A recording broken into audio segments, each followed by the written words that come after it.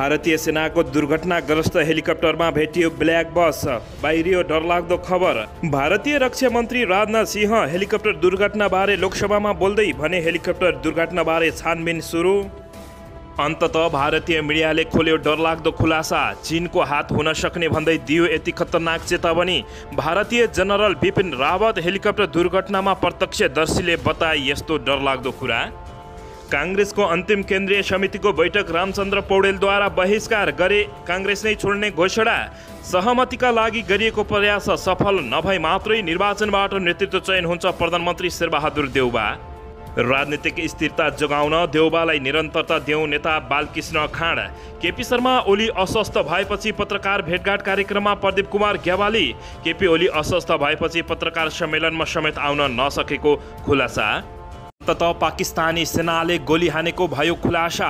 दुर्घटनाग्रस्त हेलिकप्टरको भेटियो black box, सबै देखियो प्रमाण। भारतका रक्षा प्रमुख रावतको हेलिकप्टर दुर्घटनाबारे अहिलेसम्म भेटिए 8वटा प्रमाण, झस्कियो भारत। भारतीय जनरल बिपिन रावत हेलिकप्टरको दुर्घटनाग्रस्तमा प्रत्यक्षदर्शीले बताए मुटु हल्लिने कहानी। एकाएक भारतमा चल्यो रुवाबासी, भटाभट हेलिकप्टर आक्रमणमा पारी विशिष्ट व्यक्ति मार्दै दुश्मन, आत्तिए प्रधानमन्त्री नरेन्द्र मोदी।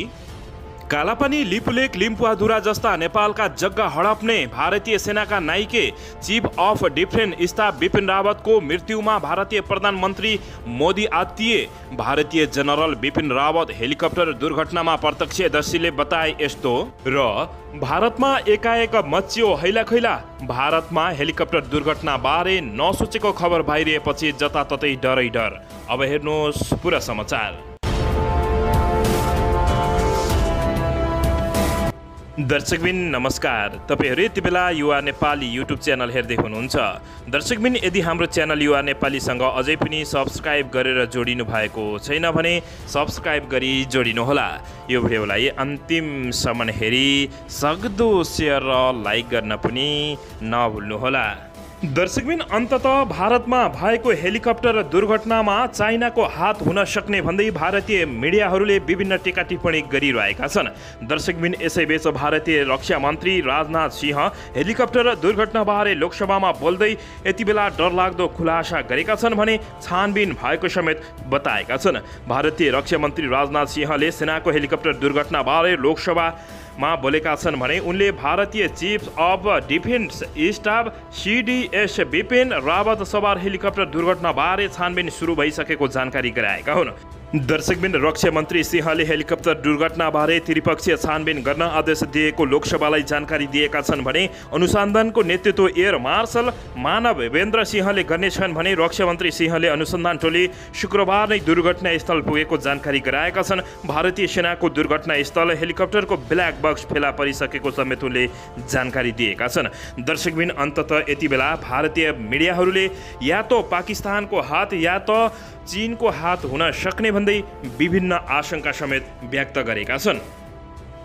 दर्शकबिन, यसैबीच यता नेपाली काङ्ग्रेसका वरिष्ठ नेता तथा रामचन्द्र पौडेलले पार्टीको अन्तिम केन्द्रीय समिति बैठक बहिष्कार गरेसँगै नेपाली काङ्ग्रेसमा भाँडभैलो मच्चिएको छ। शुक्रबारबाट पार्टीको 14औं महाधिवेशन सुरु हुँदैछ, तर बिहिबार 13औं महाधिवेशनले चयन गरेको केन्द्रीय कार्यसमितिको बैठक डाकिएको छ भने बिहान 11:30 बजे बोलाइएको बैठक अझै सुरु भइ नसकेको अवस्थामा उनले बहिष्कार गरेका हुन्। तर नेताहरू बहिष्कारमा बैठकमा सहभागी हुन पार्टी कार्यालय पुग्ने क्रम चलिरहेको बताइएको छ। सो क्रममा आफू सहभागी नहुने पौडेलले सभापति शेरबहादुर देउबालाई जानकारी गराइसकेका छन्। दर्शकबिन, अन्ततः पार्टी कार्यालय पुगेका नेता गगन थापाका अनुसार पौडेलले आफू बैठकमा सहभागी नहुने जानकारी सभापतिलाई गराएको बताएका छन्। सो बैठकमा केही सहमन्त्रीको पद संख्या थप्ने गरी विधान संशोधन गर्ने तयारी भएका भनिएका बेला पौडेलले बैठक नै बहिष्कार गरेका हुन्। उनले काङ्ग्रेसले सर्वसम्मत विधान संशोधन गरेको इतिहास रहेको सभापति देउबालाई स्मरण समेत गराएका छन्। दर्शकबिन, यसैबीच नेकपा एमालेका अध्यक्ष केपी शर्मा ओली अस्वस्थ भएका छन्। उनलाई रुगा खोकी सहित ज्वरो आएको छ भने अध्यक्ष केपी शर्मा ओलीले आज बिहिबार काठमाडौँको तीनकुनेमा रहेको रोयल ब्याङ्केटमा पत्रकार सम्मेलन गर्ने कार्यक्रम तय भएको थियो, तर उनी स्वास्थ्यमा अस्वस्थ भएका कारण आउन नसकेको अवस्था रहेको छ। हाल उनी बालकोट स्थित निवासमा आराम गरिरहेको बताइएको छ।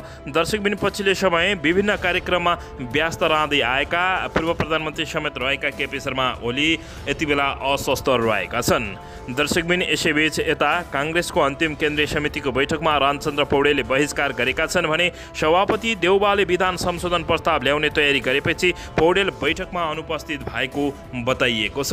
दर्शकबिन सहमतिका लागि गरिएको प्रयास सफल नभए मात्रै निर्वाचनको नेतृत्व चयन गर्ने प्रधानमन्त्री शेरबहादुर देउबाले घोषणा गरेका छन्। यता राजनीतिक स्थिरता जोगाउन देउबालाई निरन्तरता दिउँ भन्दै नेता बालकृष्ण खाँडले बताएका छन्। दर्शकबिन भारतीय सेनाको दुर्घटनाग्रस्त हेलिकप्टरको ब्ल्याक बक्स फेला परेको छ। भारतीय वायुसेनाको अनुसन्धान टोलीले दुर्घटनाग्रस्त MI-17 हेलिकप्टरको ब्ल्याक बक्स फेला पारेको बताएको छ। सो ब्ल्याक बक्स दुर्घटनास्थलमा फेला परेको भारतीय सञ्चार माध्यमहरूले जनाएका छन्।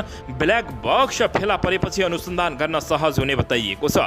ब्ल्याक बक्समा उडानको समयमा हेलिकप्टरसँग सम्बन्धित सबै प्रकारका गतिविधि रेकर्ड भएको हुन्छ, जसले हेलिकप्टर दुर्घटनाको कारण पत्ता लगाउन सहज हुने गरेको छ। शुक्रबार भारतीय सेनाको हेलिकप्टर दुर्घटना हुँदा भारतीय chief of defence staff CDS Bipin Rawat र उनकी पत्नी सहित 13 जना सैनिक अधिकारीको मृत्यु भएको थियो। दर्शकबिन भारतीय सेनाको हेलिकप्टर दुर्घटनामा मृत्यु भएका बिपिन रावत सन् 1993 मा गोर्खा राइफल्सको मेजर थिए। सैनिक सेवामा रहँदा उनले निकै कठिन स्थिति भोगेका थिए।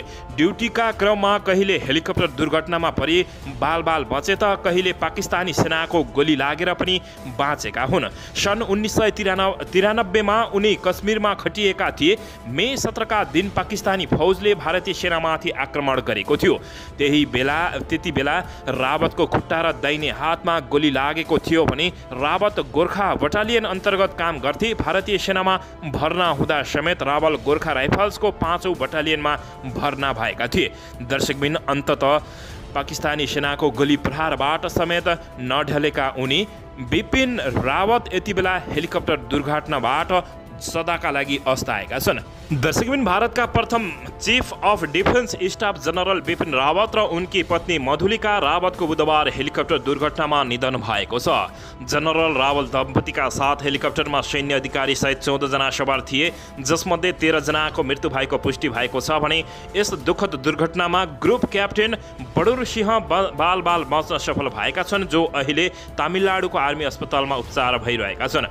जनरल रावत सहितका उनका कर्मचारीहरू वायुसेनाको MI-17 V5 हेलिकप्टरमा सवार थिए, जुन तुलनात्मक रूपमा सुरक्षित मानिएको छ। विज्ञहरूका अनुसार भारतका प्रधानमन्त्री नरेन्द्र मोदी, राष्ट्रपति रामनाथ कोविन्द लगायतका ठूला व्यक्तिले यो हेलिकप्टर प्रयोग गर्ने गरेका छन्। वायुसेनाले यो हेलिकप्टर दुर्घटनाको उच्चस्तरीय छानबिन गर्न आदेश समेत दिएको छ, जसबाट दुर्घटनाको कारण खुल्ने अपेक्षा समेत गरिएको छ।